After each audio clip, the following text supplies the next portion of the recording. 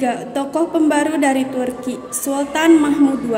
Sultan Mahmud II lahir pada tahun 1785 dan wafat tahun 1839. Ia mempunyai latar belakang pendidikan tradisional dalam bidang pengetahuan agama, pengetahuan pemerintahan, sejarah dan sastra Arab, sastra Turki, dan sastra Persia. Mahmud diangkat menjadi sultan di tahun 1807 pada usia sekitar 22 tahun. Pada saat itu, masa pemerintahannya disibukkan oleh peperangan dengan Rusia. Di akhir peperangan itu, ia berhasil memperkecil otonomi daerah kecuali kekuasaan Muhammad Ali Pasha di Mesir. Setelah ia berkuasa, pusat pemerintahan kerajaan Turki Utsmani bertambah kuat. Pemikiran pembaruan Sultan Mahmud II. 1. Menerapkan sistem demokrasi dalam pemerintahannya. 2. Menghapus pengutusan sultan yang dianggap suci oleh rakyatnya. 3. Memasukkan bidang keilmuan umum ke dalam kurikulum lembaga-lembaga pendidikan madrasah.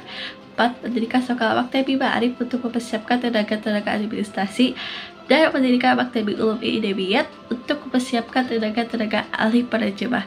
Yang kelima, mendirikan sekolah kedokteran, militer, dan teknik. Nami Kemal merupakan pemikir terkemuka dari golongan inteligensia Utsmani muda, kerajaan Turki Utsmani yang banyak menentang kekuasaan absolut sultan.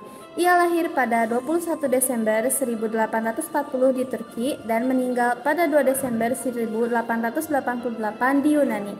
Nami Kemal berasal dari keluarga berkecukupan sehingga orang tuanya mampu menyediakan pendidikan khusus.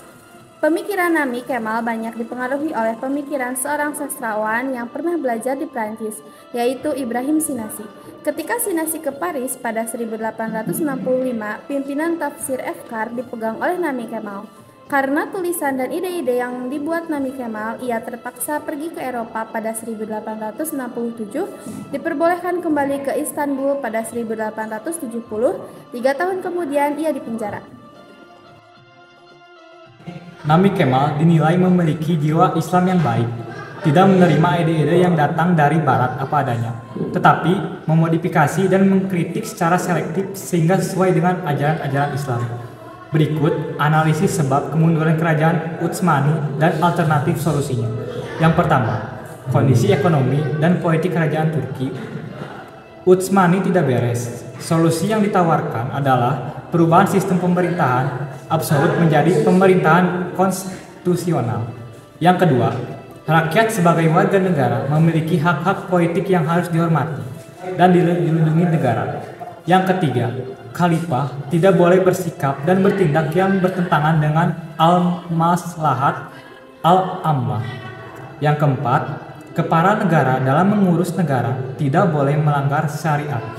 Yang kelima, pemerintahan demokrasi tidak bertentangan dengan ajaran Islam.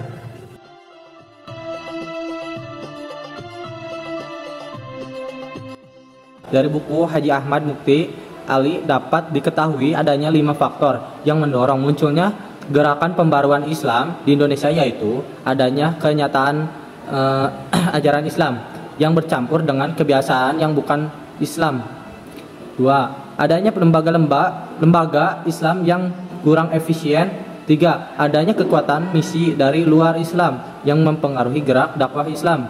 4. Adanya gejala dari golongan inteligensia tertentu yang merendahkan Islam. 5. Adanya kondisi politik, ekonomi, dan sosial Indonesia yang buruk akibat penjajahan. Melihat pada 5 realitas tersebut, maka para ulama pembaru Islam melakukan 5 gerakan besar pembaruan, yaitu yang ke-1, membersihkan Islam di Indonesia dari pengaruh dan kebiasaan yang bukan Islam. Yang kedua, mereformulasi doktrin Islam dengan pandangan alam pikiran modern. Yang ketiga, mereformasi penafsiran terhadap ajaran dan kondisi pendidikan Islam.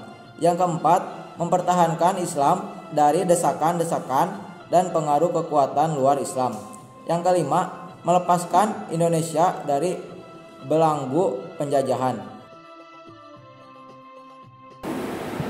5 gerakan pembaruan tersebut bukan peristiwa yang terjadi begitu saja, akan tetapi secara langsung atau tidak langsung memiliki akar panjang sejarah dari tokoh pembaru Islam di Mesir, India, dan Turki. Pengaruh tersebut berlangsung melalui proses pendidikan dan bahan bacaan seperti surat kabar atau majalah. Pada akhir abad ke-19, ada banyak kaum muslim muda Indonesia yang belajar ke Mekah dan Mesir. Mereka bersentuhan dengan ide-ide pembaruan dan membaca majalah-majalah yang diterbitkan khusus untuk misi pembaruan Islam, seperti majalah Al-Urwat, Al-Wusga, dan Al-Manar yang terbit di Mesir.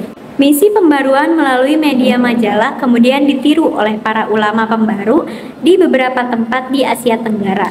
Di Singapura, terbit sebuah majalah dengan nama Majalah Al-Imam yang terbit pada tahun 1908. Di Minangkabau terdapat majalah Al-Munir yang terbit pada tahun 1911 dan di Yogyakarta terdapat majalah Suara Muhammadiyah. Beberapa tokoh Islam di Indonesia yang sepaham dengan misi pembaruan tersebut, yang pertama yaitu ada tokoh Syekh Muhammad Tahir Jalaluddin, asal Padang yang hijrah ke Singapura. Tokoh ini memiliki pengaruh yang cukup besar terhadap gerakan pembaruan di Asia Tenggara. Yang kedua yaitu ada Haji Abdullah Ahmad dan Haji Abdul Malik Karim Amrullah atau Hamka dari Minangkabau. Kedua tokoh ini dipandang penting sebab keduanya menjadi pelopor pembaruan Islam di Minangkabau. Yang ketiga, Kiai Haji Ahmad Dahlan, ia adalah pendiri organisasi atau Persyarikatan Muhammadiyah pada tanggal 18 November 1912 di Yogyakarta. Dan yang keempat yaitu ada Kiai Haji Hashim Asy'ari yang dari Jombang, Jawa Timur. Ia merupakan pendiri organisasi Nahdlatul Ulama atau NU pada tanggal 31 Januari 1926 di Jombang, Jawa Timur.